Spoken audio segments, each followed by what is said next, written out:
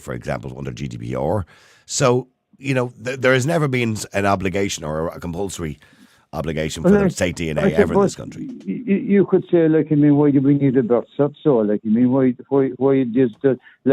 why should you allow your birth to be recorded? It's your birth, it's your child's birth. So why should you have any documentation or need any documentation? It's your child. Why should it be recorded by the state or by anybody? So, that to me would be another example. But I don't see any problem with it, and I don't see why anyone going forward should have a problem with it, because there's been many, many, many crimes and a lot of women gone missing and everything.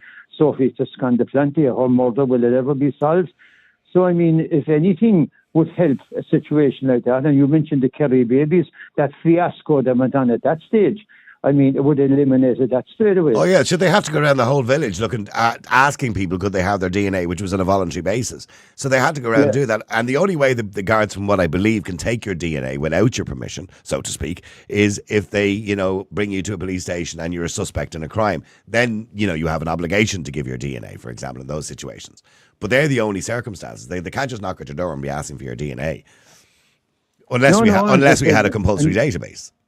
Yeah, and if again, you mentioned the Kerry babies, they wouldn't have to be going around them in cap in hand, asking, look, will you volunteer, trying to roll out as many males in the jurisdiction as they possibly could. That would have been avoided. Mm-hmm. Well, stay there for a second. Let me just go to Dave as well. Dave, hi, how are you? That's a crack. That's a crack, Dave. Okay, Dave, a compulsory national DNA database. Would that be a good idea?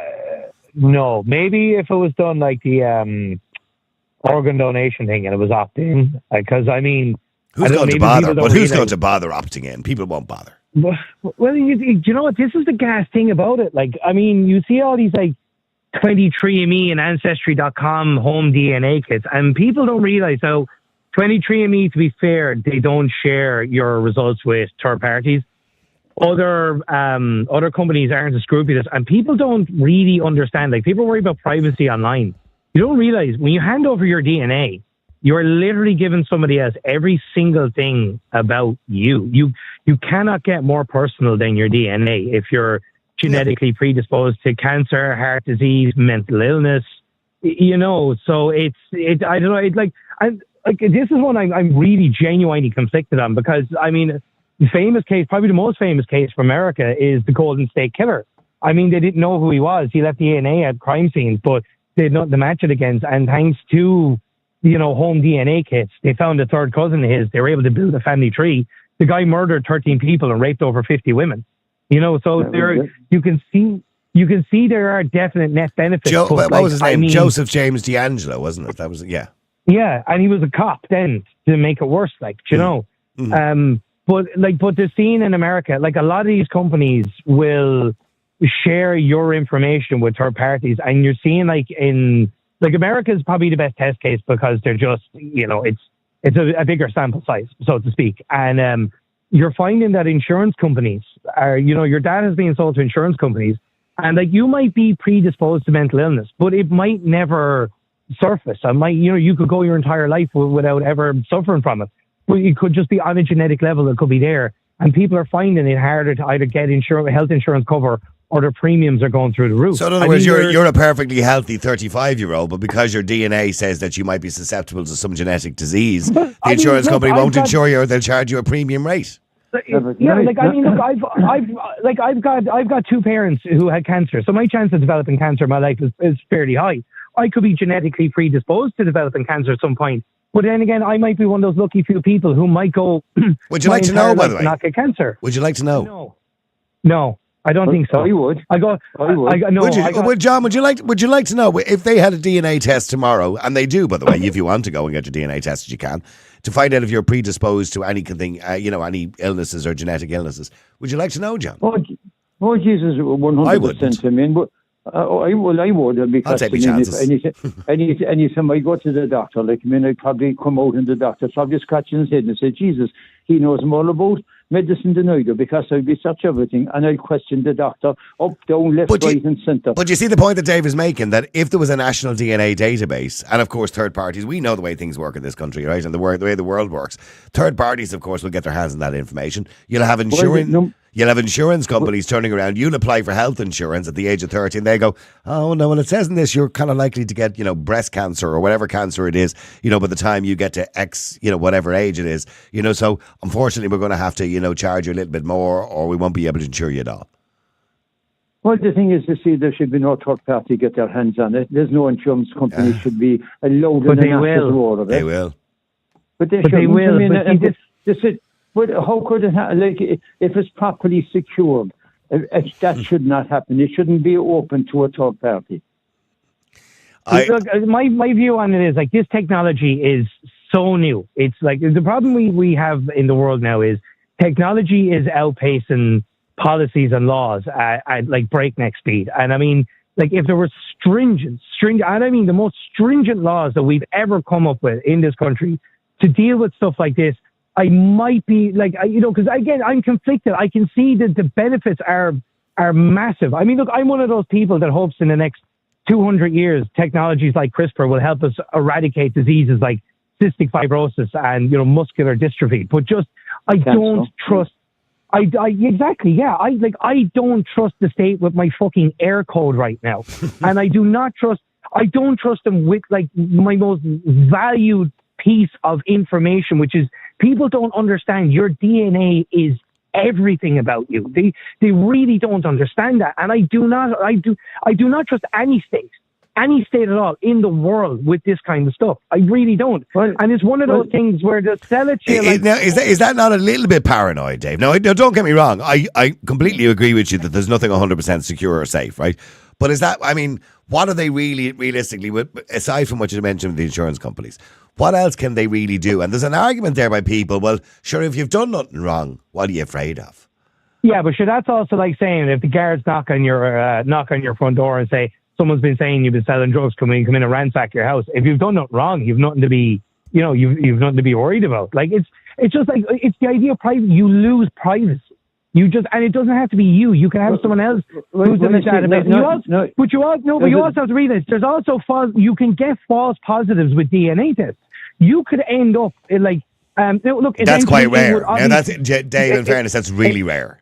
It's quite rare, but like 1 to 2% of people on death row are also innocent as well. So it does happen. And I mean, you could end up like being investigated for rape or murder, and it could it could be proven obviously in the end that you didn't do it, but still being accused of rape or murder, that has the potential to ruin your life. Like, I'm not against this. I'm really not truly against this, but just the proper safeguards, the proper rules, the proper legislation has to be put in place. Well, hang on, Dave. Nobody is convicted of murder on DNA alone. There has to be other evidence as well. DNA, of course, assists in the crime or secure Niall, prosecution. Have you ever heard the story of the West Memphis tree?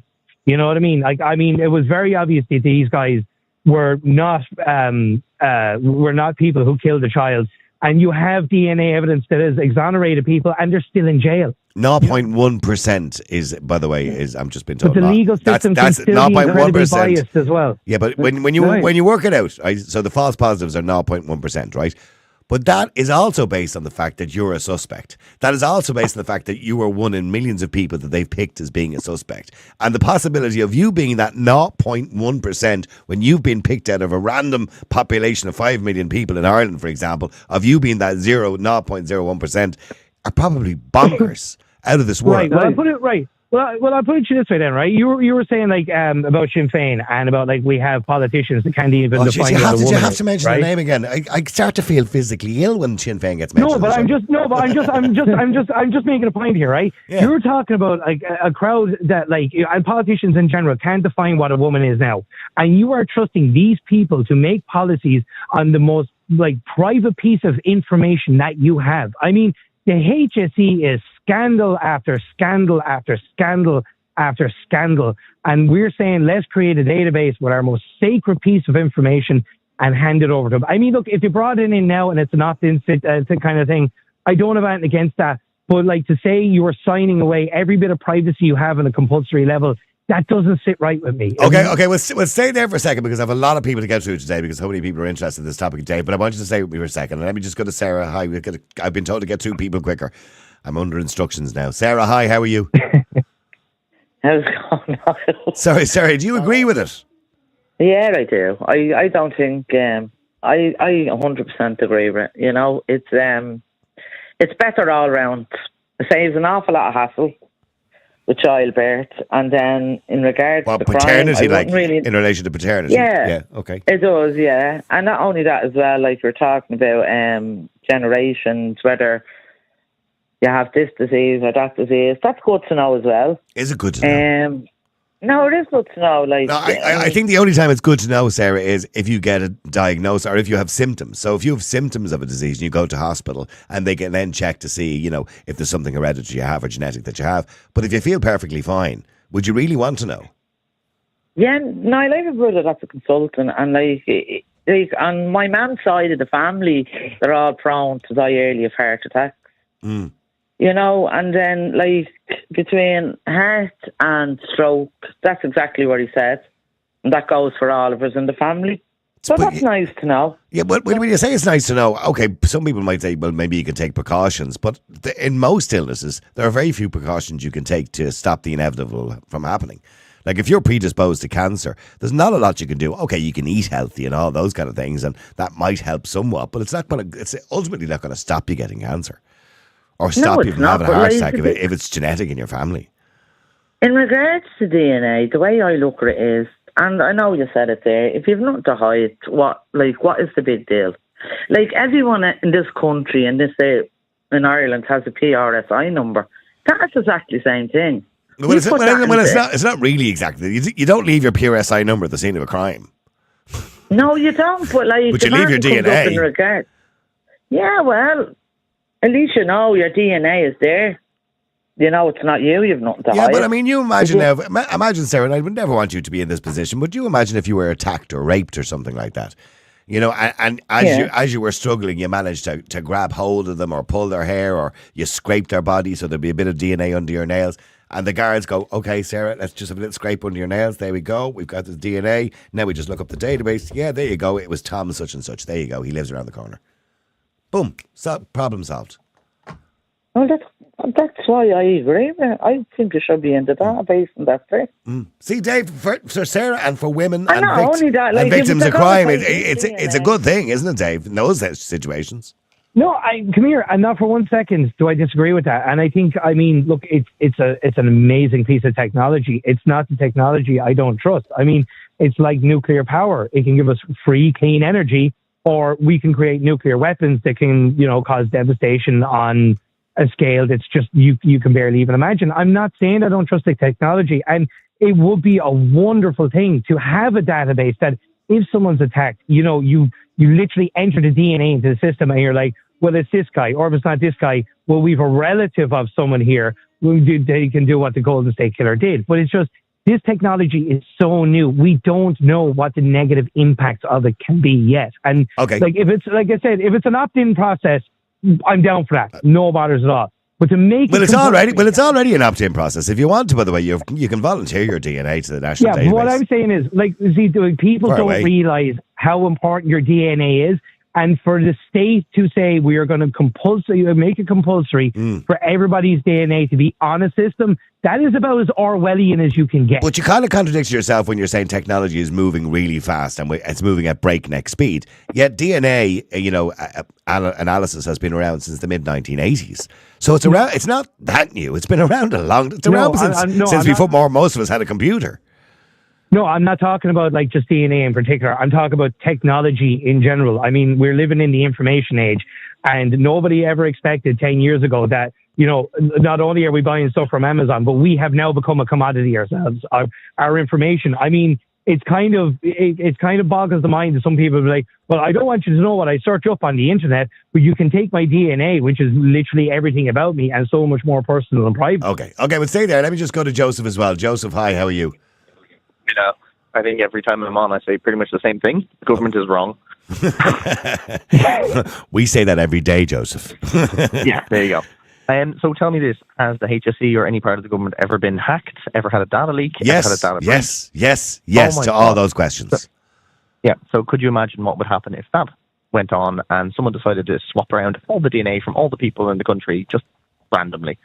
What would that system do then? Yeah, but hold on. mean, You're talking about the HSE, right? Now, if we Yeah. had a national DNA database, there would have to be some element of security similar to the banks. For example, I don't think the banks are hacked on a regular basis. Maybe pretty sure some they are. They just don't admit it. well, maybe some information is taken, but thankfully nothing too much that we're all having our money robbed on us. But with the HSE hack, that was extremely serious. And we all know why it happened, because they were still using computers 4 years ago that there were Windows 98, for God's sake. You know what I mean? Yeah, well, the same people who made that system would be the same ones who were in charge of making this DNA database, and I wouldn't trust them as far as I could throw them. So that's not happening. The two arguments that came up for this system is the crime and the paternity, right? So, firstly, if there's a crime case, like you said yourself, it's not going to be decided 100% on DNA. They're going to have some other evidence to go with it. So you have to have a picture of the fella, you have to have a witness testimony, you have to have all this. If you have that anyway, you can say, right, we want this fella to submit DNA. Can we check him? Boom, we got the DNA, we got the evidence. Yes, but here's the thing. You already have that. Yeah, but hold on. But that's not the way it works. You see, you're making it sound very simplistic. Sometimes if they have no clue who committed a crime, be it a murder or whatever it is, the DNA will help to initially trace that suspect. Now, along with having the DNA evidence after they're arrested, then they have to come up with other evidence that to make it so it's not just circumstantial. So what I'm saying is the DNA greatly assists in a conviction. Yeah, but it throws out the presumption of innocence for everyone else. And there could be lots of reasons where DNA does get mixed up, so someone might have some DNA, on their fingernails or whatever. And, there was a fight, right? And one lad got stabbed, and they say they want to find out, okay, whose DNA is here. During a fight, you might pick up DNA from 4, 5, 6 different people. Absolutely. So but that's what I said to you. It has to go with other evidence as well. You can't just convict somebody on DNA. Exactly. So, look, you can't forgo the presumption of innocence for everyone else. You can't say, look, we have to take it in case you commit a crime in the future. Law doesn't work that way, and it absolutely shouldn't. And no one should be taking DNA for all the same points that have been raised. The other issue is the paternity thing. And again, if there is suspicion that someone is, not your child, and they're asking for child benefits, well, at that stage, you say, okay, prove it. Let's do a DNA test. You can do it at that stage. Yeah, but you're not going to get. No but if you did I'm only giving you the argument. By the way, can I just point out? I actually agree with both you and Dave. But I'm only giving the argument. The argument from the other side would be that if we had a compulsory DNA sample taken at birth for every child, we wouldn't have the problem of paternity fraud. It wouldn't get that far. But, I mean, it doesn't have to, because for the most part, you assume that the children raised by a couple are those.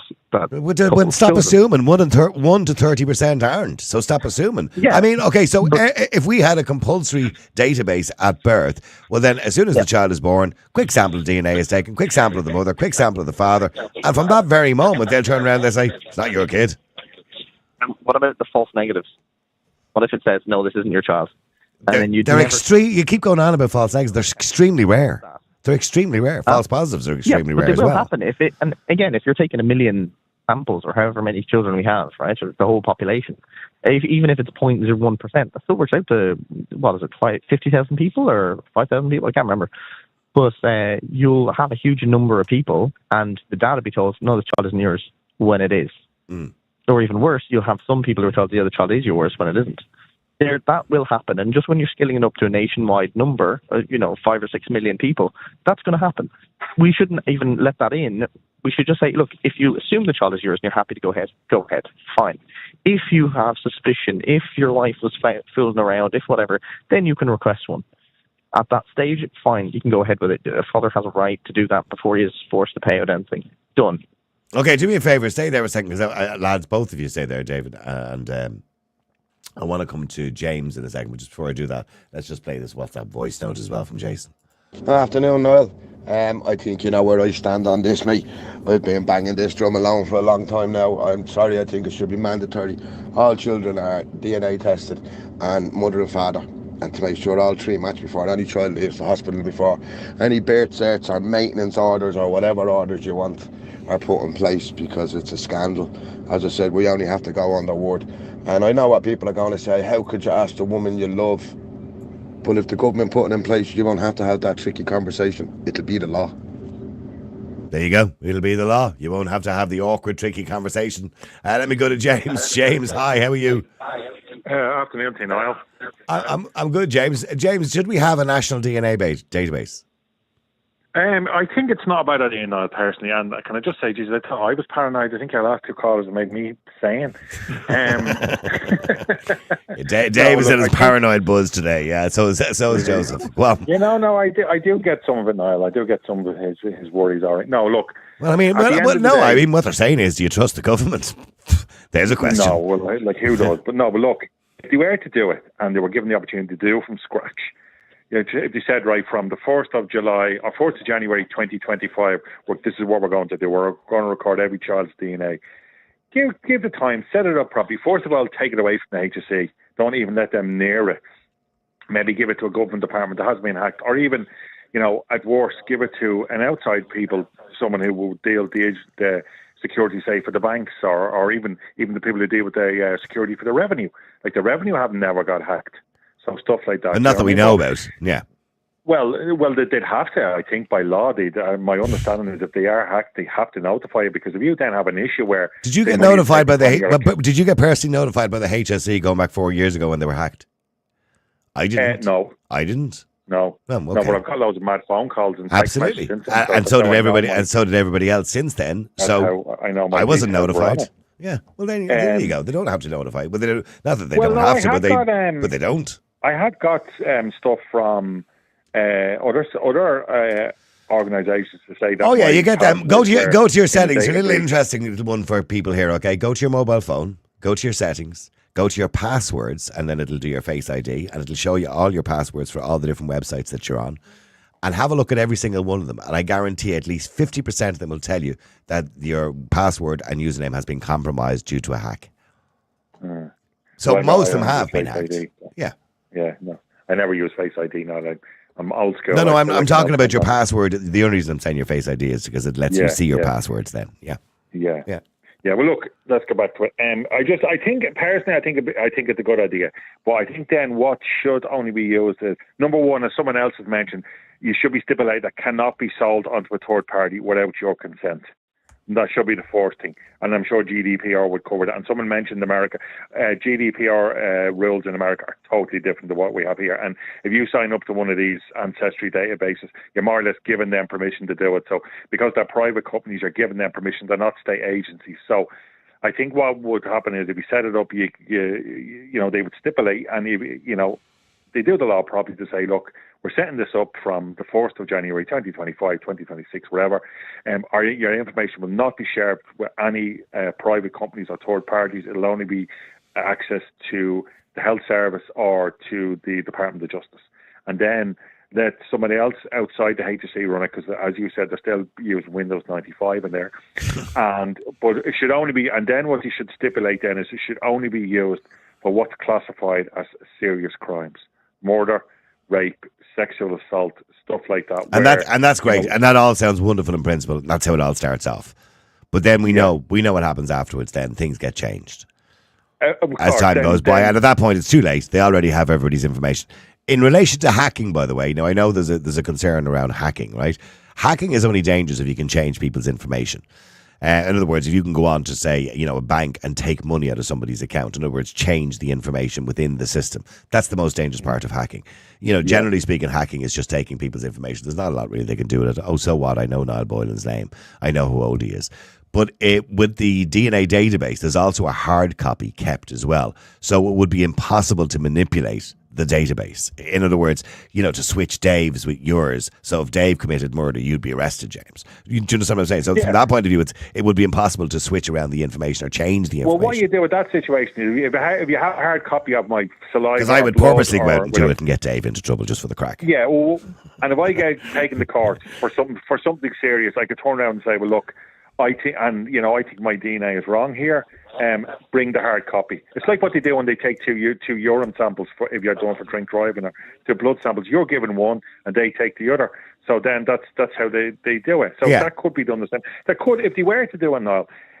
I think. But hang on, James. Just one thing. What Dave mentioned earlier on was a good point, and is that you're saying it won't be sold to third parties, right? But I have seen time and time again where we've been told that information that it won't be sold to third parties or it won't be given to third parties, but it is. And then they bring in emergency legislation for something like, I don't know, some new virus comes out or some high profile person is murdered or the president is killed or something. And from that point of view, we bring in emergency legislation where it can be shared or used in a different way. And Dave said, what's to stop insurance companies of the future saying, well, hold on for a second. You're 30 years of age. What? You're looking for life insurance? But you're predisposed to cancer. We can see it on your DNA. What's to stop that happening in the future? Probably nothing. But is that really where we want to go? Probably not. But, that's a case of, ifs and buts. We don't know whether that will happen. It's quite possible it could, but it is a case of if or buts, what I mean? But well, hang on, Dave, that's a fair point. You're talking about the ceiling falling in, really. You know what I mean? And the sky falling in, should I say. Ifs and buts. Yeah, Jesus, like we've switched places today now.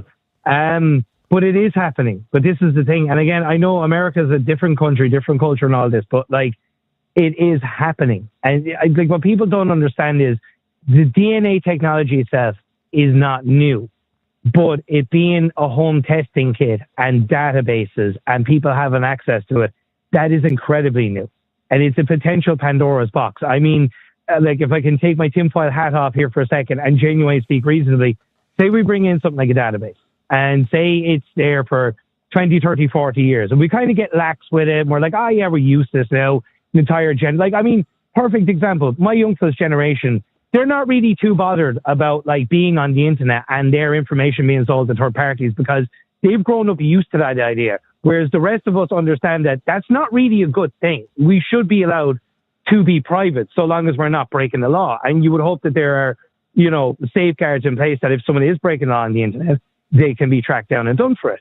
But you take that with DNA, and what happens in the future of employers? Let's say if a savvy politician gets into power and, he's the business lobbies are really, going with him here. And then employers can get access to your DNA and says, sure, what am I going to hire him for? He might end up getting cancer someday and, and all this kind of stuff. And you could nearly end up with a two-tier society. I've read enough speculative fiction where this kind of stuff, even though it seems mad to us now, introducing something like a database where everybody's DNA is on file without the proper stringent laws and legislation in place, it could potentially be a very bad thing for people in the future. Maybe not necessarily for us, but some way down the line. Because your DNA, people don't understand. Your DNA is every single last little thing about you. It is the most personal thing about you is your DNA. And to say that we should be compelled to give that away to the state is just bonkers to me. I mean, do the rewards not outweigh the risks? And you're talking about the risks, obviously, right? and I understand all the risks, but the rewards are that we don't have unsolved murders, or we have certainly less of them. Unsolved murders, unsolved rapes or sexual assaults, that we don't have all of those things. And we don't have fathers going around paying for children that they don't actually own. So, they're the rewards. No, they are the rewards. And I'm not totally against something like this, but to just ham-fisted go, right, DNA database without any consultation with privacy advocates, without proper stringent legislation, without a proper conversation, about this. I mean, this is the kind of thing to me that is we're going to implement it. It needs to be brought in by a referendum. Let the people have their say. And really, I'm talking the most bulletproof legislation we've ever implemented. Remember, lads, we're also talking about a state that spent more on spin to make themselves look good than they did on their own IT infrastructure for the HSE. And look how that happened. Okay, well, stay there for a second, James and Dave. Let me just go to Nuala as well. She's waiting ages. Nuala, hi, how are you? I'm good now. I did my DNA with the Ancestry. Oh, okay. So I find it very interesting. Now, I can see the pros and the cons of it, and I can see the need for it. Yeah. But everything has it's like a knife, you can kill somebody with a knife or you can use it to cut bread, So everything has an upside and a downside. And, well, I say I had about 70-something. My mother was the youngest of 13, so with about over 70 first cousins. Right. I couldn't track them all. But it's interesting that I have different people have come up, and I say, how on the hell is that person? Where do they come from? You know, somebody from Brisbane in Australia. Yeah, how do I have a cousin in Nigeria? yeah. Well, I did one as well. I did one with My Heritage. And I had people in Spain related to me. I had people in England, people in America, all over the world, actually, yeah. Yeah, I came up with this guy called Lucas Povus. And I was saying, who in the hell is Lucas Povus? But it did happen that one, you know, with all the cousins, one cousin went to London in the 50s, got somebody pregnant. Yeah. put the lad into Bethel Green Orphanage, and in the 70s this man went off to Australia, and he had 3 different children by 3 different people, like as the Irish do, different names, and one of them was Lucas Povus, but the man kind of suffered a lot from depression because he couldn't figure out. His mother told him he was the result of somebody in the American army base. Well, we can see the positives, and we've seen that throughout the last 10 years with the likes of Ancestry, My Heritage, all those companies where people are able to find people related to them, and that's a kind of positive thing, right? Yeah. But you are doing that voluntarily. That's up to you. I am. Yeah, okay. So would you believe? So Nuala, do you believe it should be compulsory that people at birth should give their DNA? Well, I think it's part of the UN policy that everybody by 2030 in the world is supposed to be able to have an ID, you know, be able to be tracked. That's policy. Well, they did pass the EU Parliament there going back about 3 weeks ago, passed the new EU identity card, and that's going to have a lot of information on it. But I don't know if your DNA will be on it. You see, I think maybe where DNA could be used, and I think it should be used, is people coming into the country with kids looking for asylum, maybe, but the kids may not be theirs. There could be trafficking underage people. And I do see all of those benefits to it, and Dave is not denying there's lots of benefits to it, but he's also he's also pointing out how it'll be abused. Oh, it can. You see, everything can be abused. I think if they had the DNA in this case where Sophia Duplantier was murdered, I think they would have maybe identified whoever it was. But there was a kind of a mess up with the area or something like that. We'll never know now, will we? We'll never He's know dead. now. But I mean, it's a good side and a bad side, and I think you have to outweigh, But I can ask you both a question just very quickly before I move to the next caller, Nuala and Dave. Ian Bailey, do you think he did it? Yeah, definitely. Oh, I can now officially ask that question. I couldn't before because obviously it would have been defamation. But he's dead now. He can't sue us. Do you think he did it? Dave, you think he did do it, yeah? Okay, Nuala, do you think he did it? I think he did it. I think he did, but I would like to see proof. I would like to have that there would be proof. I don't think it's a good idea that circumstantial evidence should be taken. Well, I've interviewed him twice. The interviews are available, by the way, on our website, niallboylan.com, and I've interviewed him twice. And as much as I believe he's an eccentric, without a shadow of a doubt, and I believe he's an attention seeker, or was an attention seeker. Yeah. I think I think to some degree enjoyed all the attention he got out of that for years, right? Because he felt it was a bit of fame. I don't know whether he did it or not. Yeah, I can't honestly say. Sure. I couldn't honestly say Dave guilty. I just couldn't. If I was a jury member, I couldn't say guilty. But didn't he arrive on at the scene before anybody else knew about it? Absolutely. You know? Yeah. That to me is like, well, why was he there then? How did he know? That's kind of. Okay, there's no, what was it? There was only circumstantial evidence at the time. There was there was nothing to link him directly to that crime. But in saying that, obviously he was the main suspect in the case, probably because he was the oddball of the town, more so than anything. And he had one interaction with her allegedly. And look, I know what it's like to be a blow into to rural Ireland as well. So, and there is that kind of. Or maybe it's the weird fellow over there. So I do know what it's like to people look at you with a bit of suspicion because you're not from the locality. So there is that. I'll give you that much. All right, well, stay there a second. Let me just go to Maureen. Maureen, hi, how are you? Hi, Niall, how are you? Now, just to mention, by the way, Nuala had mentioned the EU identity card now, which is going to be brought in. I think everybody's supposed to be having one by 2030. There's no mention of DNA, by the way, on that. I've just checked. There's no mention of DNA on that. Not that, as far as I'm aware. Not yet. Not yet, no. Not yet. But no, look, the European Court ruled 15 years ago that databases, DNA databases, were a breach of human rights. And I think, Niall, that these traitors here have enough of our business already, besides wanting DNA at birth. Can I just mention, by the way, it wasn't these traitors that suggested it. It was just an interesting article that we'd seen in the Irish Examiner in relation to the DNA database. Yeah, do you not think they were behind it in their NGOs? You can bet they were. Because I wouldn't trust them I wouldn't trust them to start tea. Never mind anymore. But you can see the benefits of it as well, Maureen, can't you? There's benefits to DNA in a murder case. Yeah, or a rape case or whatever. We're born free. No. DNA has to be given freely. No one has the right to take somebody's DNA off from, especially like they're saying now at birth. This is ridiculous. This is absolutely going too far. This is bordering. Is that even bordering on tyranny? This is bordering on autocracy. This is. And I, for one, will be having none of it.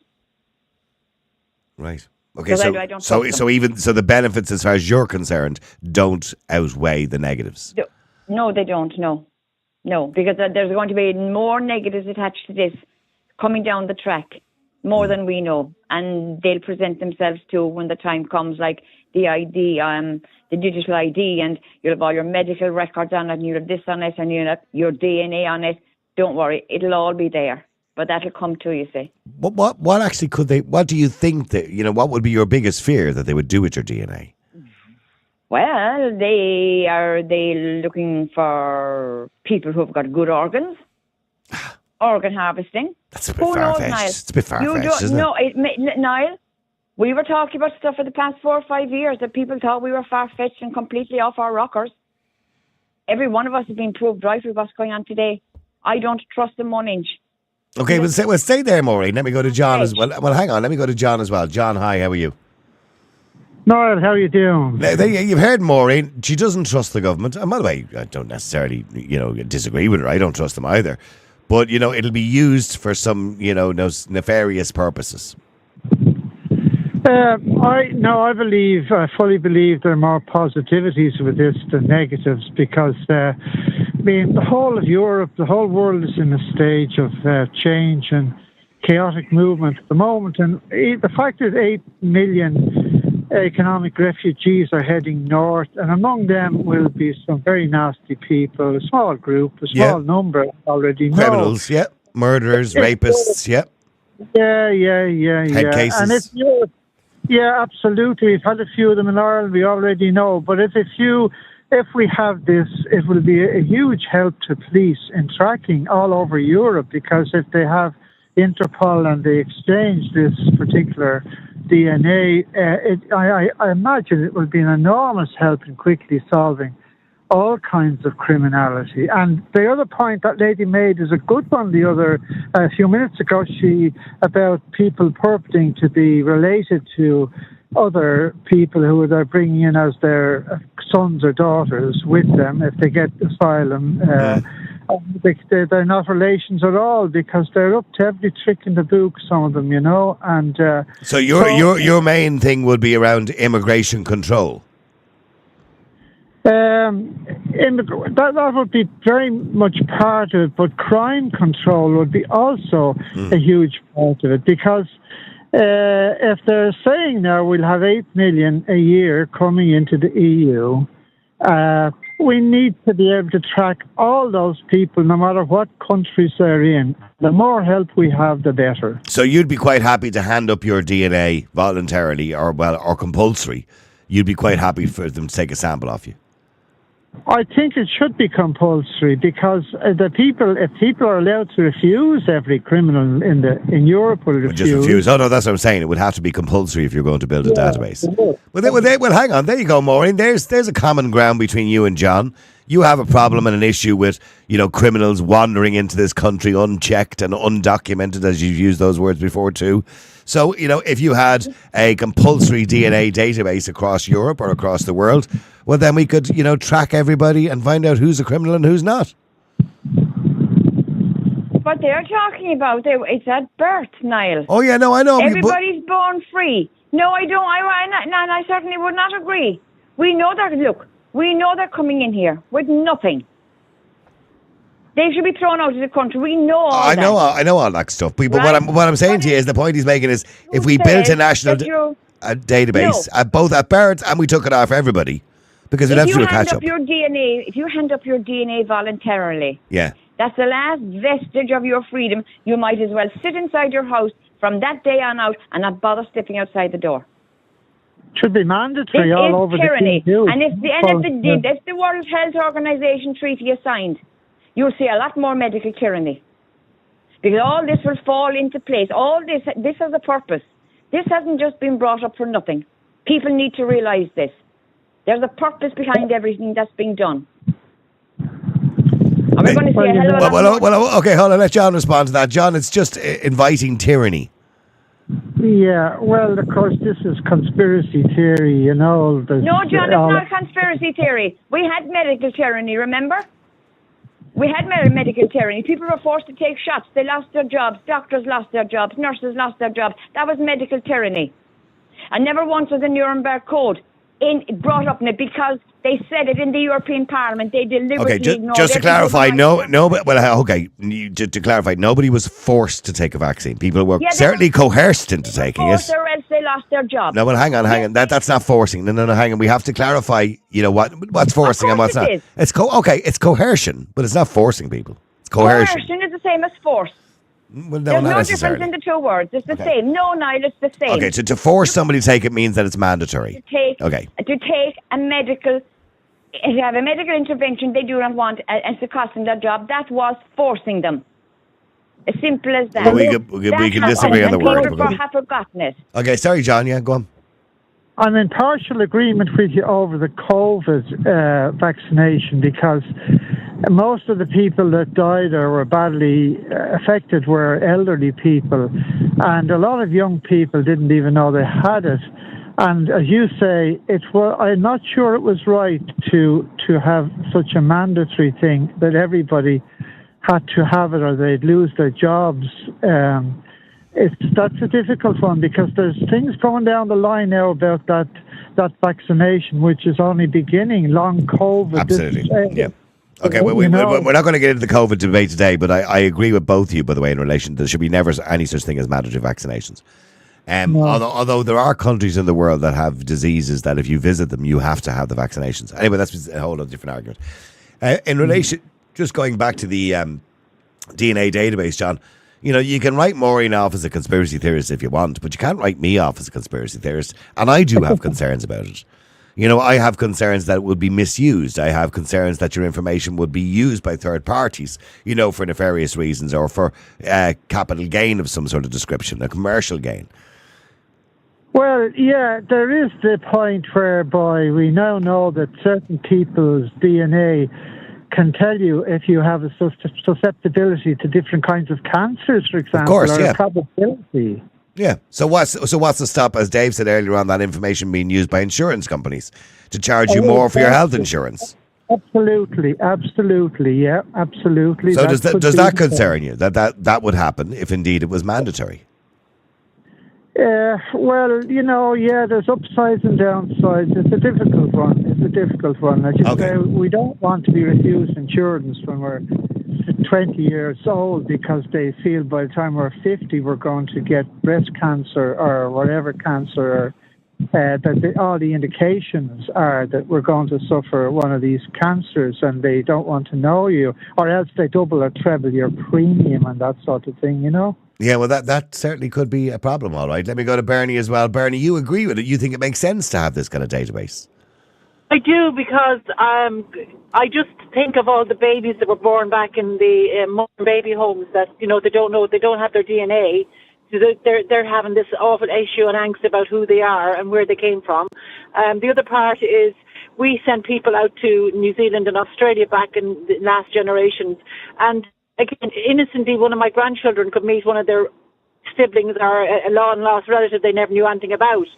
And that could cause issues that could be related and not realise it. Mm-hmm. And I think, from my perspective, also, I don't go down the theory of diseases. Like you're playing cat and mouse. Not everybody in your family gets the same form of cancer. so everybody has a genetic predisposition to something, but we don't know what it is, and our bodies could be healthier than what our last generation of people were, due to diet and whatever. So I think it is a healthy thing to look at to DNA us all from birth going forward, and maybe give us an option now, the people in their 60s and 70s, if we want to have our DNA stored somewhere, that we have that option, that freedom to be able to do that if we want for our future generations.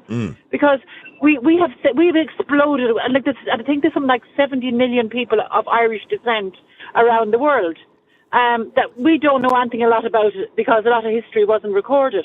But I think it's a good way of keeping our history and finding out who we really are. I know I can see what everybody's saying, and respect what everybody else is saying that has gone ahead of me. And I do understand theories, and I do understand fears. But that would have to be very well guarded and protected if we were to allow this to happen. And I understand what Maureen is saying too, and you're saying it has to be very well guarded and protected. But realistically, we've said that in the past about many different things, that it needs to be guarded and protected. And we've seen what happened, and the end result. It's not guarded and protected. It gets out, or it's sold off, or legislation is changed. And, and things are used for different purposes than they were originally designed to be used for. Well, definitely, maybe just have it as an option. If a parent, so if we want to have this in place, we should have an option for the parent. If they want their DNA of their child recorded, they have that option, but maybe not have it mandatory. Well, then it's not quite the same thing, because most people won't bother. It's like, kind of the opt-in system that we used to have for organ donation. Most people don't bother. Well, I'm just saying, I'll give you an instance. My son met somebody on Tinder, and the first question he'd never met her, and she was living in a county that my family are from originally. Can you send me a sample of your DNA? Was the first question, wasn't it? He rang me up and he said, "Mom, have we anyone in our family with that name?" And I went, "Well, not that I know of," but I couldn't guarantee him that there wasn't some throwback to a previous generation. And then they got married afterwards and everything. But you know what I mean? I was kind of caught, because all my family that know the history of my family are now passed on. And I'm the next guardian of the family genetics. And I have no idea. But even if you did, I mean, Bernie, I don't mention your second name, but I know your second name, right? Yeah, it's not the most unique second name in the world. So what I'm saying is there's a strong possibility that somebody around there would have the same second name anyway. Yeah, but you take it a couple of generations back, where a different name is they've married, so the woman is married and she's now got a different name altogether. There's no guarantee that somewhere back in then DNA genetics that we weren't related. I mean, well, hang on, let me just put that to Maureen. Maureen, that's not a bad point, because I could have ended up, I didn't nearly, but I could have ended up with my own sister. Because we were both adopted. We both ended up being adopted by people who lived in the same area. We were only a year apart in age. We had mutual friends. She went to a nightclub I worked in as a DJ. I only found this out, when she was 50 years of age, when I met her for the first time. So I could have ended up with her. Whereas if we had a DNA database, I could have checked that. You could have? Yeah. But by the same token, you are still infringing on people's human rights. And it's getting worse. And like I said, this will not just be put into a database and just left there. It's going to be used for some other nefarious reasons. We know that. We've seen it happen already. So why would you do it? I mean, what more do they want off us? Do they want the skin off our back, maybe, with that suit? I can understand. Go ahead. Sorry, Maureen. I understand where you're coming from, and I do see where they can have genetic pooling, where I don't want that shaped nose, I want something else that they could modify and mess around with genetics.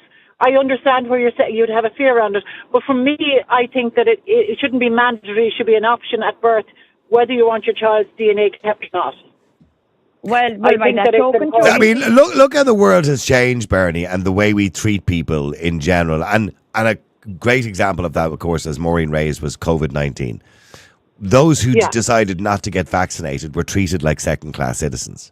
There were calls to have them arrested. There were calls by a national broadcaster, and one particular broadcaster who referred to people as Nazis who didn't get vaccinated. There were calls, to not allow them into restaurants and bars and treat them like some sort of pariah. We saw how that can work. Could you imagine in the future, Maureen's kind of thinking on this, and it's not too far off what could happen, is oh, let's not treat them the same. Sure, they're going to die before they're 50 or 60 anyway, because have you seen their DNA? Their DNA says, unfortunately, they're not very healthy people. Whereas these people here, these royalty here, they've great DNA. They'll live to 100. So these people here, not necessarily, what's the point in even giving them a job? You know what I mean? Yeah. I know, and I completely understand. But I mean, what else do we do? What else is there available? What do we do? I don't understand what else we can do. I thought, from me, in my perspective, I thought it was a good idea, that it might help and assist the future generations going forward, that maybe we can eliminate some of the flaws that we all some have. There's some way of curing, maybe at the base of genetics. Oh, no, I see all the positives. I do see all the positives too. And that's why I'm kind of on the fence a little bit. I also agree with Maureen as well. Although a lot of what Maureen says to some people might sound like conspiracy theories, but we seen what happened during COVID. Nothing is beyond the realms of possibility. I don't think anybody how could you make mandatory a law? How could mandatory be a law? Well, it was nearly brought in during COVID, mandatory. There was talks of mandatory vaccinations during COVID. But mandatory doesn't a law make. The very word mandate alone means that you're given a mandate. None of us were given a mandate if we wanted these shots or not. None of us. They just threw out the word mandatory and decided it was law, which it is not. Look it up in the dictionaries. They don't believe me. It was a load of shite what they did. But they treated us exactly the same way as the Jews were treated in 1930s Nazi Germany, and we were talking about it. Everybody laughed at us and called us this, that, and the other, and we were all off our rockers, and we had our little tinfoil hats on and all the rest of it. I was refused to my daughter. In fairness, they didn't treat you the way the Nazis treated the Jews. The Jews were put into death camps, Maureen. Yes, they did. You weren't put into a death camp for not having a vaccine. Now, you were barred from a restaurant, or you were barred from a church, or you were barred from going to certain places. But we shouldn't But hang on, now, Maureen, with respect, you can't be using an analogy that the way the Nazis treated the Jews is the way you were treated. We were treated that way. You weren't. You weren't put into a death camp. Niall, what did the Jews have to do? They had to show papers, didn't they? That's a different situation. Yeah, they had to show papers, but if they didn't have papers, they were arrested and put into death camps. What were people doing here? Maureen, if we're going to use analogies, use fair analogies, okay? No, Niall, that is the analogy. I have admitted you were treated badly. I've admitted that people that weren't vaccinated should have been treated like pariahs, but you weren't treated like the Nazis treated the Jews. That's a ridiculous analogy. No, it's not. We were attacked in shops. There's a difference between being attacked in a shop and being put into a gas chamber. We were verbally attacked. But the analogy was the same. It was the same conception. No, Niall, it was the same conception. Okay, let me just go. Hang on. Let me go to Stephen. Stephen, hi. Germany. Well, hang on. It wasn't the same. Say, Stephen, hi. How are you? Hello, Niall.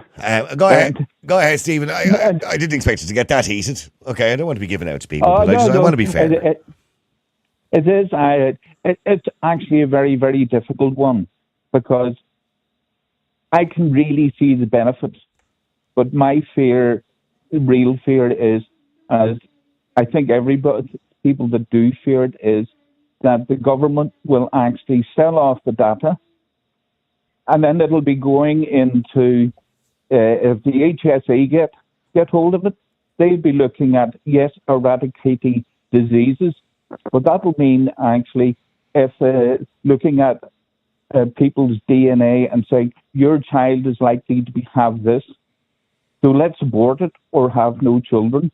I mean, that's, it is really genetic engineering is the ultimate thing that they can do with us. And that is actually what the Nazis were trying to do. But depopulation. That's what Goebbels was trying to do. But in saying that there is already development of, and Dave mentioned CRISPR as it's called earlier on there, which is taking DNA strands and chromosomes and literally fixing disabilities before they're actually put back into the womb, to obviously be fertilized, right? Yeah. So they can literally do that as we speak. Now, there's laws against it on ethical grounds all over the world. But they do have the technology already to do that. But they don't need DNA. They don't need a DNA database to do that. People would voluntarily. Well, let me ask you a question. And here's a fair question. If I could say to every woman in the world, if I said to every woman in the world tomorrow, before you have sex with your husband tonight, okay, you can take this pill so that if you get pregnant, your baby will be perfectly healthy. Are you telling me people wouldn't take it?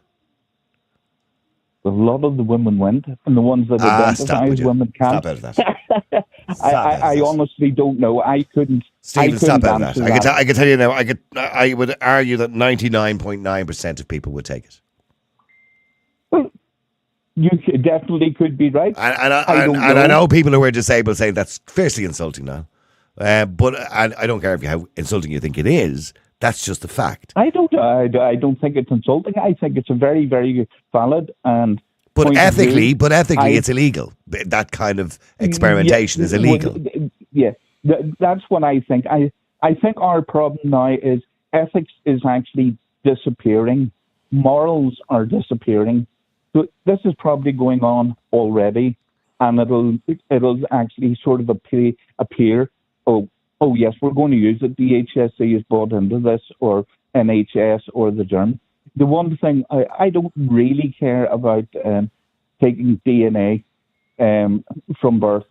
I just actually do think that sometimes a woman might want to know who the father is, or if she knows that... She doesn't want to know who the father of the child is. What woman doesn't want to know who the father of the child is? She doesn't want the person she's married to know the father of the child. Well, that she doesn't have any right to say that, because that's paternity fraud. So if somebody is the father of a child, he has a right to know he's a father of a child. He legally has a right to know.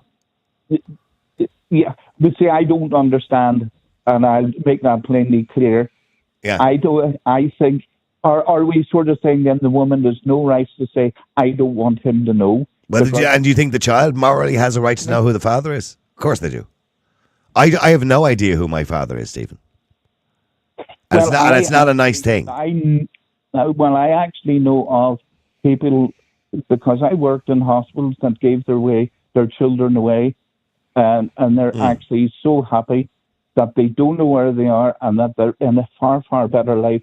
Oh no, don't get me wrong. I had a good life. I had adoptive parents who raised me, and I had a really good life. But I would still like to know who my father was, but I have no idea. If there was DNA databases out there, I'd find out tomorrow. But if they're going to do this, it has to be every country in the world. Yeah, well, that would be the argument. By the way, can I ask Maureen, just as a woman, Maureen? Yeah. If there was DNA databases, and you went to a doctor and said, myself, my partner are thinking of getting pregnant, and the doctor goes, types up on the computer, oh, Maureen, I've just seen here now, your DNA is very susceptible to such and such a disability, right? But I'll tell you what, here you go, just take a spoonful of that before you conceive, and you'll be grand. It's theoretical, by the way. I'm making it up, obviously. Would you take it? No. You wouldn't. So you would risk having a child that would have a severe disability rather than take a tablet that would stop that from happening. Yes, I wouldn't take it because, number one, as a Catholic, it would be flying in the face of God. No. As a Catholic, it would be flying in the face of God. No, I wouldn't. I find that hard to believe. I find that hard. No, I'm not saying, Justin, you're lying, by the way, but I just find it hard to believe. No, I wouldn't.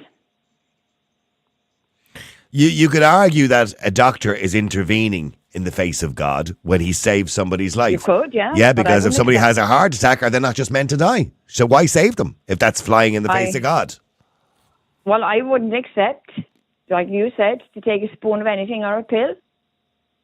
As the analogy that you gave, I'd say no. Well, okay, so if a doctor turns around to you tomorrow and says, Maureen, I think you have some, and geez, I hope it doesn't happen to you, Maureen, but I think you have some sort of disease that's going to kill you in the next year. But I'll tell you what, here's a tablet.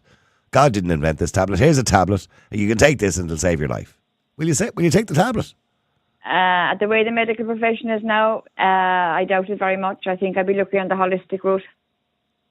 Maureen. Yes, Niall, I don't trust them as far as I could throw them. I would actually put my faith in my hands in God and leave it with him at this point because I don't trust anything now that they're Maureen, doing. you can't be. You have to take risks in life sometimes, and you can't be thinking like that. I can tell you now, I take the hand off the doctor. I'm not taking risks with the medicines they're bringing out today, and I'll not a hope. There's some great medicines out today. There's some bad medicines out there, Maureen. I'm not going to deny that. And absolutely, the pharmaceutical companies are making trillions every single year. but there are some great medicines out there that have There extended. isn't a lot of Look at the population of the world and how much it's grown over the last 8 billion or 8 billion people over the last 100 years. A lot of that is to do with medication. People are living There's some longer. great but there's some great natural medicines out there. Absolutely, but I'm just saying to you, natural medicines have been around for thousands and thousands of years. It's in the last 100 years medical science has come on so much that we're now living longer. You see, Niall, look, You can't, Maureen. You're not going to. You can't deny that, Maureen. That's true. Any of the sciences are good, right? Yeah. In the right hands. I'm not denying that. And some of the sciences are in bad hands, and I get that too. And you take your chances. But if somebody told me, here's a tablet, and it'll make you live a little bit longer because you've got some sort of disease, I'm taking the tablet, Maureen. Stay there. Now we're into everybody's choice again, see? Yeah, absolutely. Angela, hi. Well, hang on. Angela, hi, how are you? I'm good. Can I ask Maureen there, does she read Telegram? Why? What has Telegram got to do with it? Are you making out I'm wearing my tinfoil hat? No, I don't. You don't wear you don't. I don't read Telegram. No. Okay. All right. No, that's fine. I downloaded Telegram about 3 years ago when it's kind of got popular first. I spent about 20 minutes looking up stuff on it and I deleted it from my phone again. It's the greatest load of conspiracy theorists and codswallop I've ever read or heard. Nutcases on Telegram. Nutcases. Complete nutcases, right? And it's just everything that Maureen is saying sounds like she gets a lot of it from Telegram. That's why I'm asking. No, Angela, I don't get a lot from Telegram. And are you calling me a nut? Yeah. So you think that everything that I've said and a lot of other people have said for the past 4 years, that while you're looking, none of it came true, did it not? I will argue on Maureen's behalf, Angela, that, I spoke to a guy on the radio, a guy called Joseph, used to ring in the show all the time, still does every now and again. And he told me a lot of stuff about 12 years ago, and I used to slag him and say, go, put your tinfoil hat on, you nutcase, right? And sure enough, a lot of the things that he said to me 5 years later kind of came true. And I'm going, Jesus. So I'm not saying... fine. But this kind of thing, Niall, so she thinks that chemotherapy, radium, all of that shouldn't be used. I never said that. I never want to mention chemotherapy or radium, Angela, and I have a name. I never said it. Do you? You was talking about holistic, going down the natural remedies. No, Maureen. Yeah, the natural remedies. You said you wouldn't take a pill if it would extend your life. Am I correct? I said I wouldn't take a pill if I was told my baby would be perfect. And I did say at this point, I don't trust anyone, and I would actually be looking at her natural remedies. I'll ask you a question. I wouldn't. I don't trust them. I would look at natural remedies. So do you not trust chemotherapy or radium? No.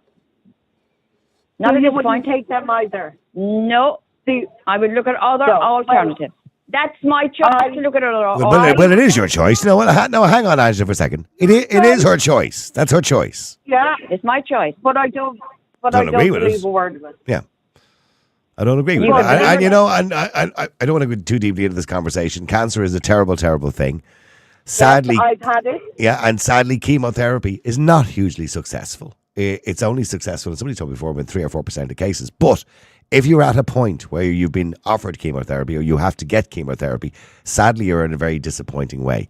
And you don't have much time left, most likely. So, or you're in your diagnosis is particularly bad, right? So chemotherapy, it depends on the type of cancer. Some cancers it's more successful than others. And chemotherapy is very invasive. It can make you very unwell. And for a lot of people, they just can't handle chemotherapy or radiotherapy. It can be literally the death of them. But it's what they call a Hobson's choice, isn't it? You either take the chemotherapy or the radiotherapy, or unfortunately, the cancer's going to kill you. So it's the better of the two choices, the Hobson's choice, as they call it. It is. Okay. Yeah. Well, okay. I don't want to go too much down that road today. As we get back to let's get on to the DNA. DNA database, if you can, DNA, please. Absolutely. Absolutely. Because I would agree with it for every childbirth out there, and it's only to confirm that a father is the father of the child. I am not saying to do it for anything else. I don't think Leo has given his job to go down and start selling off organs to do with this, as some people have mentioned. You know, I can't see the government turning around and getting this so that they can use it for organ donation. And that's not what it's been for. That's totally talking out through your backside and coming up with conspiracy theories. But what I will say is, and you know yourself, Niall, you spoke to a man going back not so long ago who found out that his 3 kids weren't his. That's right, yeah. You know, and that's heartbreaking. And that is heartbreaking for every single person concerned. Not the wife. I don't give a continental shite about her, right? But for kids and for a husband to find out later in years that is not your child, when one test can confirm it. The way I always look at it, Niall, and come here, this is my thing. If I've nothing to hide, ask me. Take it from me, search me. You know, and I hate all this crap with, it's the human rights, why would you care about them taking a DNA sample?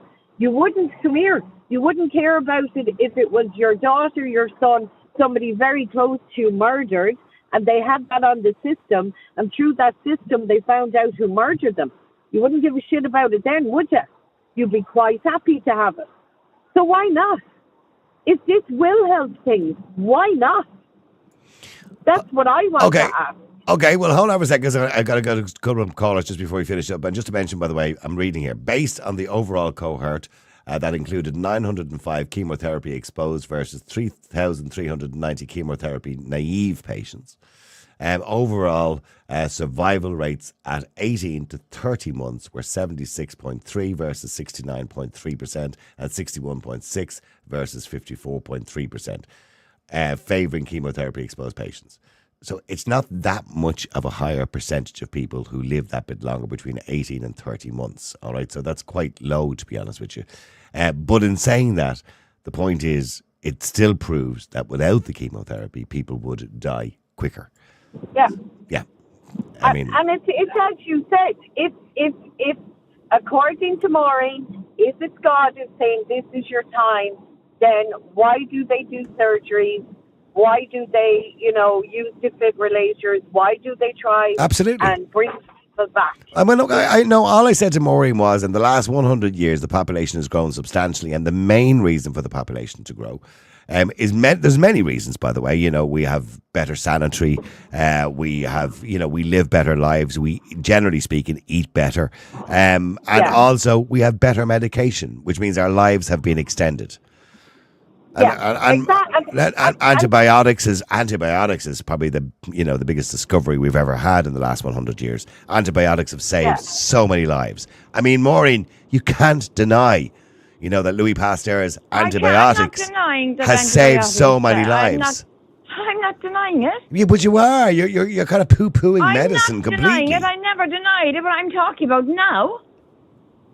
It's just a simple reason I don't trust what's going on. I don't trust what they're doing. But you take if you were unwell, a chest infection, you'd take an antibiotic, wouldn't you? I would try a natural remedy first. Like I said, I prefer natural remedies. So if you had a bad chest infection, the doctor said, Maureen, I think you're coming down with pneumonia there. Here's an antibiotic. It'll sort that out in 4 or 5 days. Are you telling me you wouldn't take it? You'd go home and eat some bananas and apples instead? I would have been, look, if I was sick, I would be after trying the natural remedy first, is what I said. If I had to take the antibiotic, I'd take the antibiotic. Okay, well, hang on. Let me just go to Morris. Morris, hi, how are you? I'm doing good now, and I'm listening to the arguments here. I think it should be not compulsory, but if they want to introduce it, they need to go to the people and have a vote on it. Because if you bring it in compulsory, you might as well be living in North Korea, a dictatorship. Not everybody's going to agree with what you want to do, right? Yeah. But I'll give you one instance where DNA came into play. I'd moved into a certain part of Dublin a good few years ago, and there was a murder over the Christmas. And it was a very cold Christmas. And the woman that was murdered, her body wasn't found for 10 to 14 days. I think you remember her name, the Lord of mercy on her, Marilyn Wren. Yeah. I do remember the story. Yeah. Yeah, she was murdered. But what happened was the individual who murdered her and raped her never realised that his DNA sperm had frozen inside the woman's body. Right. And the police came into the area. Everybody stepped forward to give DNA, like you said, for free. Yeah, and he never realised he played straight into their hands because his sample of the sperm then when you raped her was frozen inside. So there's a good case of it working. Mm-hmm. You know? And I think if you introduce it to the people and say, listen, it's a good thing.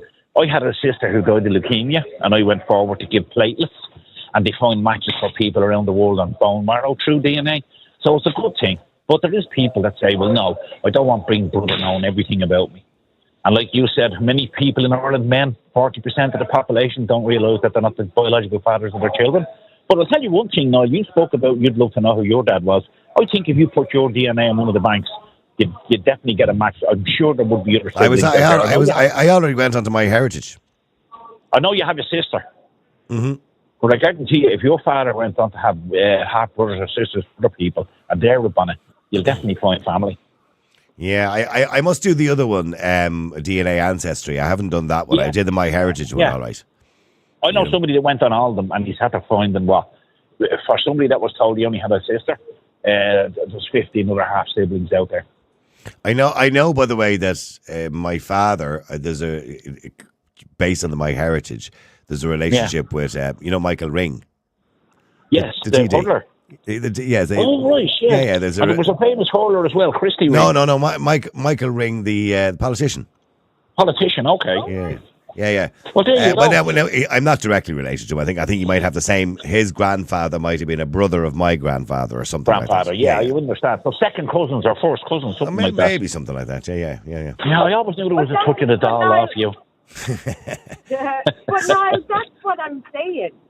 The good outweigh the bad as far as I'm concerned. That it is in people's interest. And the reason I'm talking about this is I do know somebody, obviously not mention a name, that they were, somebody they knew was up in court for something and had to give a DNA test. And through that DNA, what's that about, Maureen? And through that DNA, they found out three other crimes that he had committed. Excellent. Yeah. Oh, sorry. When I said Michael Ring, I meant to say Niall Ring, actually, Councillor Niall. Yeah. Right. Yeah. Or Neil, actually. I think he refers himself as Neil. Yeah. But that's what I'm saying. What is so wrong? If you've nothing to hide, why are you against so much? And it's like when people give out about going through airports. Oh, I'm constantly being pulled to be wanted down. Yeah, but it was just there was stuff mentioned earlier on in the debate, and we're kind of gone way into it now. But for example, and one of the ones that was mentioned by Dave at the very start was very valid. That insurance companies, for example, if they got their hands on information, could turn around and say, "Oh, we think you're genetically exposed to cancer, so we're going to increase your premium." And those kind of things would be affected if indeed it was ever shared. Discriminate against you. Yeah, absolutely. You could be discriminated against. I do agree with, and I've said this from the start, that it is only to be kept on medical grounds. Okay, well, look, I thank you for that. I got to go to one more caller if I can. Karen, hi. How are you doing? Hi, Niall. How are you? Good, Karen. Would you agree with us? I agree with Maureen. Oh, okay. I do agree with Maureen. I think that they're open to abuse. I don't think that, like everything else, like all this type of legislation is always sold on the grounds of the common good. And after that, then it ends up down the road. Like a government only lasts for 5 years. So one government might, in good faith, introduce this legislation on the grounds of solving criminality or whatever the case may be. But then 5 years down the road, we change government and they have an ulterior motive. And I don't like that. So I think it's going to be overused. But if we thought about everything or voted for everything on the grounds that the government is going to change in 5 years and maybe a conservative government will come in or a progressive government will come in, we'd never vote for anything. I know that, but still, so we can't think. We have to trust future. I know that's hard to say in the current climate, but you're supposed to trust future governments too. That's up to the people of the future. I think it's a complete invasion of my privacy. I think it's a complete invasion of my privacy. I don't like it. I mean, what happens, for example, if they take my DNA sample and then it's sold on? to private research. Yeah, but I mentioned earlier on, and I'll say this to both you and Maureen, and I hope it never happens to you, but let's say you were attacked walking home tomorrow and raped. And you know, you put up with a bit of a struggle and you had a bit of DNA under your fingernails and the police took that and they put it into a computer within seconds. If they had a national database, they know exactly who did it. Would that not be a good thing? Okay. As I said to you, that's one of the grounds it'll be sold on for the common good. It'll help me if I am the case of a rape victim. But I think it's also open to abuse as well. If you're going to take a population of 5 million people, we're going to take DNA samples of 5 million people to solve how many crimes or rape every year? Yeah, but it's not just about solving crimes. That is important, by the way, murder and rape and serious crime. Of course. But it's not just about that. It's about again, paternity. What about paternity as well? I mean, between 1% and 30% of children out there are not, the children of the fathers they claim to be from. Yeah, but hold on 1 second, Hyland. Why should my DNA? Why should harvest my DNA? Well, because some woman decides to wrongly accuse a man of being the father of her children. I don't agree with that. Sorry, that's not my problem. I shouldn't have to hand over my DNA to solve a problem of a woman who gets impregnated by a man, and then she decides, okay, sorry, it's somebody else's, and he ends up then caught up in a court case, child support and whatnot. So I'm sorry, I don't agree on the grounds of that either. Okay, well, let me just ask Angela finally on that note. Angela, in relation to paternity, Karen says she's got a point. Why is it up to her to give over her DNA just because some woman is claiming some bloke is the father of her children? It's something to do with her. Nothing to do with her, but what it is it's going to be that when you, let's say, give birth to a child, the DNA is going to come from the two of you. And you want to make sure that the husband is the father. That's what it's got to be. And it sounds like more a thing of that. Now, correct me if I'm wrong, I'm very sorry, but it's like if your husband has been playing away and his DNA comes up as the father of somebody else's, wouldn't you like to know that? No, nothing to do with anybody else. That would be a private matter and nothing to do with anybody else. I do not believe on the grounds that I should have to hand over my DNA just because someone went out and wrongly accused another man of being the father of her children. Sorry, that's not my problem. Or the 4 or 5 million people. Where are you getting wrongly accused? It's going to be DNA. So no, it's not being wrongly but the argument is now that I've just been tuning in and listening. The argument is now, well, this would prevent women who have gone on and accused men of being the father of the children. I mean, I've seen multiple cases. One guy was a 50-year-old man, a judge. He found after 40 years of marriage that his 2 sons, I think, weren't his. His wife had cheated on him 50 years ago or something like that.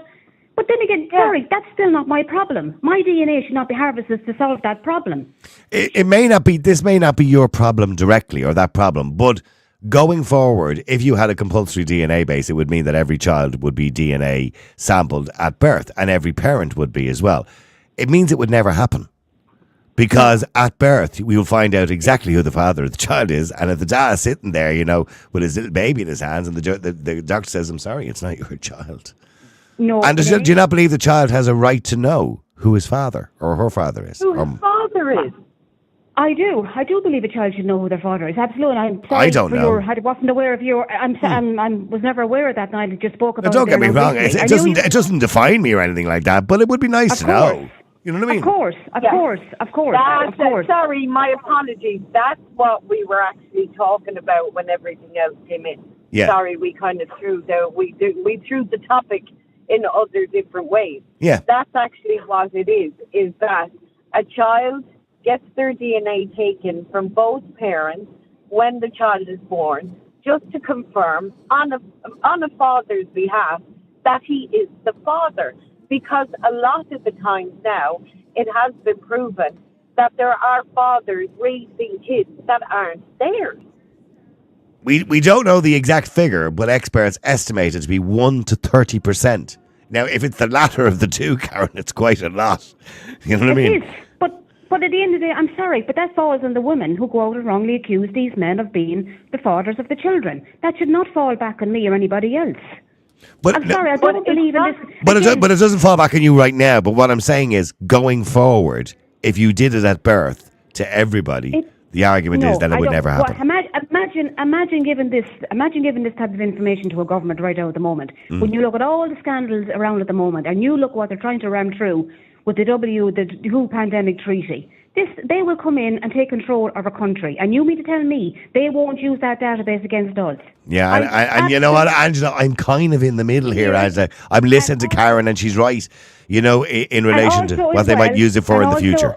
And furthermore, Niall, can I just highlight... One, just quickly, yeah, Karen, go ahead.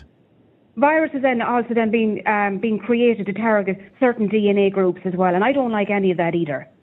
So this is wide open to abuse. You can call me a conspiracy theorist all you want, but at the end of the day, this right now in the world we live in, when you look at the WS, you look at the UN, you look at the WHO, you look at all of these three-letter agencies, you think they serve my interests or your interests? Absolutely not.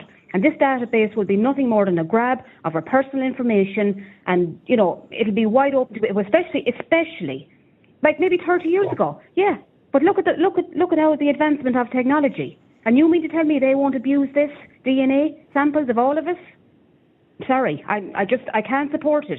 I cannot. And again, Okay. It'll always be sold on the grounds of common good, but down the road it'll be wide open to abuse. Final point, Angela, quickly before I finish. Come on, final point. Yeah, I agree with that. As I said from the start, what I would do with it is that it is just confined to medical reasons at the moment, to just make sure that every father has a right to know if the child is his or not. All right, thank you for that, Angela. And lots of people texting in, by the way, in relation to medications. That's another show, by the way. We might do it again. Maureen's obviously feels that she didn't want to take medication. She doesn't trust chemotherapy. She doesn't trust kind of tablets or anything like that. She doesn't trust the pharmaceutical industry in general. And she would prefer to go for more natural courses of cures. But she wasn't a very famous case of Steve Jobs, when the richest man in the world, of course, was convinced that chemotherapy and radiotherapy wasn't the right thing to do when he was diagnosed with pancreatic cancer. And he listened to, of course, some holistic person who told him to eat fruit. Sadly, his cancer didn't get cured. His tumours got bigger. And then he decided that he wanted chemotherapy and radiotherapy, but it was too late, unfortunately, for him. So, unfortunately, and as I said to you, chemotherapy, radiotherapy has got better throughout the years. Unfortunately, it's not hugely successful. It's not as successful as, say, taking a paracetamol to make a headache go away. It only works for some people. It doesn't work for everybody. You have to be very reasonably healthy for it to work for you too, because it can take a lot out of you. And when you look at the statistics in relation to the overall success rate, it isn't usually high. It is better for some cancers than it is for other cancers. But it's worth the chance, because at that point in your life when you've been diagnosed with a terminal cancer, it's really what they call a Hobson's choice. You try the chemotherapy, it may work, it may reduce the tumour, it may help you to live longer, but it may not. That's the chance you take, isn't it? It may actually make things worse, it may make your life worse, and it may kill you quicker. But that's the chance you take, because one, you're destined to die anyway if you've been given a diagnosis of a terminal cancer. Anyway, thank you very much indeed for everybody who joined us today in relation to the database. I think I got to be honest with you, it was probably 50-50 today. I would say that half of the people today thought it was a good idea to solve murders and do away with paternity fraud and all those kind of things. And the other half said no, they don't trust the government. And reading some of the comments, by the way, says, given that people are becoming wise to the government and their ways, why would people be stupid enough to agree with this? One thing we've learned, if they say yes, we should say no, says Tina. Janet says, in a free country, there should be no medical procedure that is mandatory. Zero. Aidan on X says, everyone's DNA was collected during COVID. No, it wasn't. Aidan, I don't know where you got that from. People's DNA wasn't collected during COVID. We all decided voluntarily, if you wanted to do it, to use the COVID app. Your DNA wasn't collected. You were given an injection. I at no point during COVID-19 had a blood sample taken. Did you, Aidan? Did you have a blood sample taken during COVID? I didn't. Kevin Kavanagh on WhatsApp says they already have it with the heel prick that they do at the moment the child is born. That's not why they do the heel prick, Kevin. That's nothing to do with taking your DNA. I certainly don't agree with it. Just another source of privacy invasion. They test for one particular disease when they do the heel prick. They're not testing for everything. I swear to God, some people have some mad ideas of the world. Faye Dunn says, nothing should be compulsory or mandatory when it comes to yours or your children's bodies. Tom says, nope. Could you imagine getting hacked and you suddenly get done for a crime you never committed? How could hacking the system do you for a crime you've never committed? That doesn't make even sense. They can't change anything on it because they keep a hard copy of it as well. That's what they currently do in the national database. So they can't switch your DNA with mine, for example, to blame you for a murder I've committed. That doesn't even make any sense. And there has to be other evidence of the murder too. They don't just convict people on a DNA sample, by the way. That's not the way it's done. Anyway, thank you to everybody who got involved. Don't forget, please support the show. It's bloody hard. I'm not going to lie to you. It's hard for us to pay for this on a regular basis. We don't make money. I've stressed that to you, and I know some of you maybe don't believe us, but we don't make money. The three of us do it, and we don't get paid. We don't get any money for doing it. We just do it because we love doing this. We love giving you an opportunity, and we love giving you a platform. Yeah, I'd be lying to you if I said we didn't want to make money out of it at some point, otherwise we wouldn't be doing it. I'd love to be able to make a living out of it. I really would. But we don't. And we have just about enough to pay the bills out of the subscriptions and donations that we get every month. Just enough. On many occasions, we have to put our own hand in our pocket. And although the show has gone from strength to strength every single month, the downloads are record numbers every month. Again, pardon me. March was a record number for downloads. That doesn't really give us money. Unfortunately. Because as you can see, we don't advertise. And the reason we don't have advertisers as sponsors, we could easily get them if we wanted to. We could get a sponsor tomorrow if we wanted it. And they would pay us a couple of $1,000 a month probably just to have their name on the screen. But then what happens is they start to dictate what we can and can't talk about because they don't want their brand attached to certain things. And we don't want that. We've never wanted that from the start. So please support us. If you can, it would be great. It doesn't matter what you give us. It's anywhere between 5 and 5 million. Go onto our website, niallboylan.com. And like Stephen, who was on the air the other day, we've got one of these mugs to give away, which is an Niall Boylan podcast mug. Can you see that? And also it has woman, adult human female, because that's what a woman is, by the way. An adult human female. It's easy, by the way. Politicians, if you're listening, it's easy to answer that question when you're asked it. Don't do the whole, well, it can be anything they're identifying as. No, it's not. That's bollocks. A woman is a woman, an adult human female. Right? Born with a vagina. Anyway, getting back to what I was saying, it's really important that you donate or subscribe to the show to help us pay those bills. We have a lot of bills every month, particularly like last month. We had huge bills last month. And there's something I need to say, by the way, we think is very important. Whether you noticed it or not, over the weekend, the website went down. And it was going down for 3 days. And the reason it went down was we had a serious corruption, what they call a corruption, on our files. Which essentially meant rebuilding the whole website because we couldn't put a backup onto the operating system. It's complicated and I can't even start to explain it to you. But it was devastating. And we worked tirelessly, the three of us, over the weekend to get the website back up. But we couldn't have done it without the help of one of our listeners. And one of our listeners came through because we happened to know that he knew some technical stuff. So we contacted him. And he worked tirelessly over the weekend to help us voluntarily, didn't charge us anything. But it did cost us a lot of money because we had to set up new hosting and all sorts of silly stuff like that. Anyway, but he helped us tirelessly over the weekend.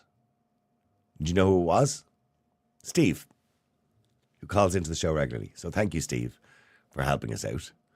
And I think you all should thank him, because without which we probably wouldn't have a website by the end of the weekend. It was gone. It was essentially gone.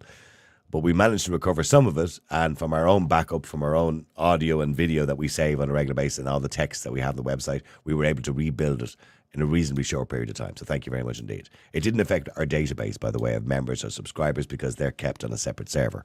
So just in case you're concerned about that, it doesn't affect that at all because we'd use a third-party company to do that. Because when you, just for people who want to know this, when you go onto our website and you subscribe or you donate, we don't get your information. We don't have your credit card numbers. We don't have your passwords. We don't have any of that information. That's a third-party company that take that information. Thank you very much indeed. Everybody, please donate. Please subscribe. It's not much money. It gets us the price of a cup of coffee. And if you all did that, we'd be in a very... If everybody listening today just gave us the price of a cup of coffee on our website or on Buy Me a Coffee, you can do it there as well. By the way, there's links on Twitter and Facebook. If you all did that, we could pay for everything and we could improve everything and it would be great just for 1 month. Thank you very much indeed to everybody. We shall talk to you again tomorrow at 12. Until then, have a great day. The multi-award-winning Niall Boylan Podcast. Listen live on Facebook, YouTube, and all the usual live stream services. To get in touch, just WhatsApp or text 085 100 2255. The Niall Boylan Podcast. They told me to shut up. Available for download from all your usual platforms.